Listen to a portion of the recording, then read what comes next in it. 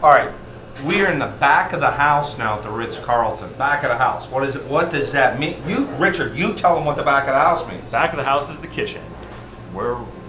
That's my home.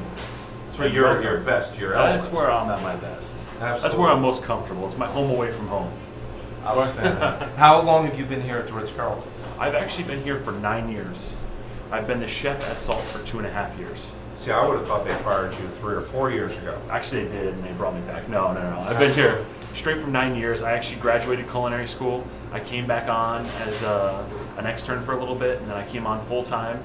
And I've basically been here for all 9 years, and I've just kept going up the ladder until I became the chef here. Well, everyone knows that the Ritz-Carlton's standards of excellence, well, 5-star. 5-star. 4 diamond winners, all those big things that really count. How does that mentality of success come into the kitchen? I don't think it's necessarily a 5-star mentality. It's just the mentality of always doing a quality job. And it starts with the ingredients that we get. We source a lot of things locally, but also we source a lot of things just in the United States, trying to use the best farms. That's where it starts. And then the training process and taking care of the product and nurturing it through the whole process. That's where that mentality comes into. And that quality mentality achieves those awards. All right, well, okay, look, there's a lot of people say, okay, I want to come here, Richard, I want to work with you in the kitchen, okay? What do you look for one of your kitchen staff? I mean, because you're working on some of the best food ever prepared. Yeah. What are you looking for out of your employees? Out of my employees, what I'm looking for is somebody who's eager, who has a little bit of experience already, but doesn't need to be a lot, because we're going to train them the way that we want them to work, to cook, to look, to act. It's a whole persona about a person that works here, but the experience, being eager, willing to learn, being able to work in the team atmosphere, those are all really the major characteristics that I work for, because that's why we're so successful, are those attributes. Tell me about the Salt restaurant. Salt is actually 3.5 years open now. It was originally the grill room, and then 3.5 years ago we decided to reconcept it, called Salt. And the basis behind it is kind of the positioning of our hotel. It's between the Atlantic Ocean and the salt marshes, so kind of key. But also, salt is the basic ingredient in the way that we season things, and also chemical reactions and things like bread and stuff like that. So we've kind of taken it from a small idea, and we've kind of grown it to where we have 30 to 40 different salts in our restaurant. We pair them with your meal, and then also we've found innovative ways to use it to cook with, to present on, to basically create a whole separate experience with salt. So it's basically kind of a journey through salt and all the different kinds of areas. People like to drink a lot when they're with the salt combinations too. So I'm sure your wine selection is fabulous. Yeah, we have over 500 wines in our selection.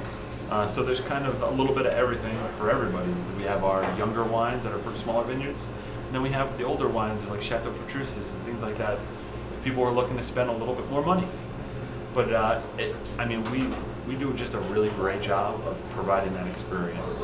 And I think that's what separates us from other restaurants. Well, signature dishes separate you from other dishes. What do you like cooking? What is yours? When you put the masterpiece, the gras as we call it, the gras, what is that? Basically, a lot of people ask me that question, do you have a signature dish? Well, I don't have a signature dish that I run all year round. I have signature dishes that are seasonal, because we are an extremely seasonal restaurant. I'm not going to give you asparagus when it's out of season, but I do have an asparagus dish on my menu that I run from late spring to early summer. That's phenomenal. It goes with morel mushrooms, English peas, a sherry emulsions, and piquito crab. That's kind of one of my seasonal dishes, and I have those throughout all 4 seasons. So people have things to look for when the seasons come up. It's a little bit different than, all year round I have it. Well, it doesn't make any sense for me to serve pumpkin in the middle of summer because they're not out there. So I like to have seasonal signature dishes that every way people kind of look forward to them. Like, oh, what if Salt has that morel mushroom dish again? And that we create that buzz. So it's always something different. So I don't think it becomes mundane. It becomes something to look forward to as the season comes forward. Outstanding. So on this menu, what we have is we have a fried green tomato dish that is just out of this world. It pretty much came from a shrimp cocktail. I don't really like to do things traditional here, So this is kind of a warm version of a shrimp cocktail. It's got buffalo mozzarella mousse, very crispy fried green tomatoes, some Hawaiian blue prawns, and a horseradish cream sauce that's out of this world. You're very passionate, and I love that, chef. It's one of those things that it's the little details in our dishes that make us different. Like in the dish, the green tomato is super crispy. I think to have a good green tomato, you have to have it crispy, and that's kind of the southern. Did you thing. hear that? To have a good green tomato, you gotta have it crispy, and you didn't even know that. And we are, as Rich said before, in the back of the house. The Ritz-Carlton prides itself on providing a unique experience, and this definitely is unique. Tell the folks at home where we're sitting right now. We're sitting at the chef's table in my restaurant. Just through the glass is the kitchen. Basically, we want to give an interactive dining experience. We sit up to 4 people, and it's about a 5-hour experience. What we do is we actually pair the meal to your likes and your dislikes. And then what we do is we pair some salts like we have on our table here, and we basically invite you out into the kitchen to interact with my cooks, my sous chef, my chef de parties, and really get to see a behind the scenes look of how this kind of a kitchen runs on a daily basis. Well, look, if somebody's back here and they're drinking red wine, white wine, and you're telling them, come on out and cook with us, chop these onions for us, it's got to be fun sometimes, It gets very interesting. They sometimes want to do dishes. Yeah. Do we let them? Maybe not so much. I'd let them mop the floors. Oh yeah, go down to there. We need to clean up. We try to make it as interactive as possible because I think it takes the experience to a whole nother level. Yeah. And with the way that things are now, people are so much more interested in cooking than they used to be. So they're always willing to get their hands dirty, see how things are done. We kind of break down those barriers. Maybe they didn't know how to sear foie gras. Well, we'll show them. And they can really experience that. And I think that's what makes this experience right here above and beyond the best. Outstanding. Look, as you can see, our plates are empty, so get out there and cook me something, would you? You got it. All right. Thank you, Rich. My pleasure. What would Florida golf be without marsh and wetlands? And we are certainly going to encounter it here on number 15. Explain the hole, Clayton. Par 5, several marshes to hit over. Over one set of marshes on the tee shot, over another one on the second shot, and again on the third shot. It's almost a little bit of target golf, and they really are in play. I mean, you've got to play over them, and there's really no way to get out of it. So, difficult, long hole. Can you handle this, sir? I hope so. Let's We're see going to find out. Let's see if you got game. Let's see if you got some game. Wow. All right, it's our second shot here on number 15. I got about 196 left to the pin, about 185 to the front edge. I'm going to try and hit a little 4-iron hybrid up there into the wind and carry it on up on the green.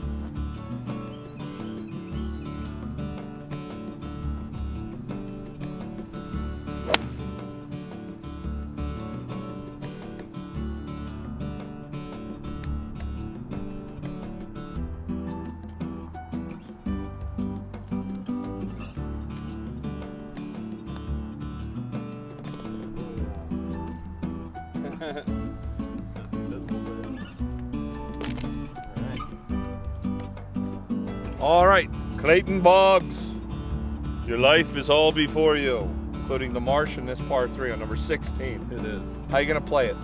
Well, there's a little wind at our back. Well, the ocean's right there. The ocean's right there. We're blowing off the ocean. Just gonna hit a nice 9-iron. Let the wind carry it a little bit. Distance is 140. 140, and you're using a 9-iron with the wind. I think that should be good. It's gonna be choked down a little bit because I don't. Well, don't choke. Choke him down.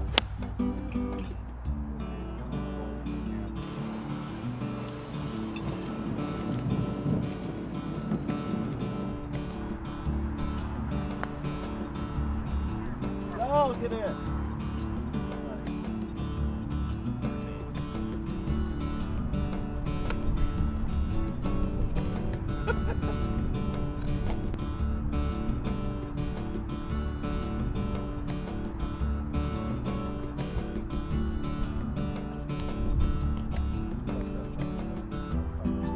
Amelia Island is located in northeast Florida, and it is one of those out-of-the-way places that you can get lost in and recapture some of the things that you had in your youth with a little peace and tranquility and not a lot of commercialism. There's horseback riding, kayaking, there's a lot of eco-friendly hobbies that people do, bike riding. You can ride from one end of the island to another.